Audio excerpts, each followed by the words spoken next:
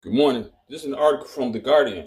It says Maryland becomes the first state to ban surveillance pricing in grocery stores.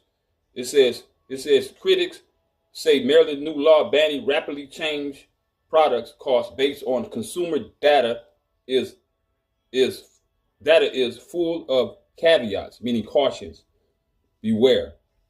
Maryland has become the first state in the United States to ban surveillance pricing in grocery stores. Maryland's law, they need to do that everywhere. Maryland's law bans grocers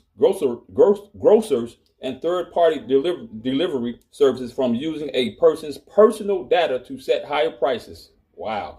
Westmore, I didn't know they did that. Westmore, the governor, signed the measure into law on Tuesday at a time when technology can predict what we need, when we need, when we'll pay for it, and also when we'll pay more for it.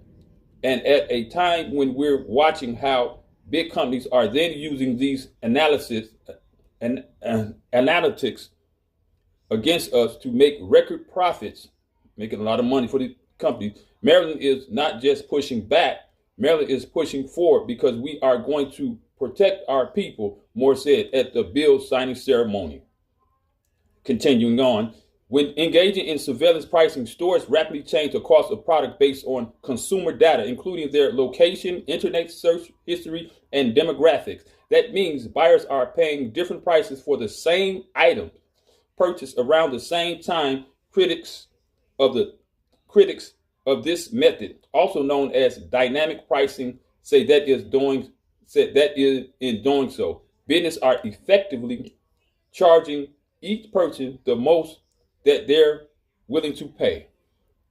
While Maryland's new law focuses on grocery stores, the Federal Trade Commission has documented examples of surveillance pricing in stores selling clothing, beauty products, home goods, and hardware. Consumer groups note there is an added urgency when it comes to grocery stores, though given that they affect American ability to access affordable food.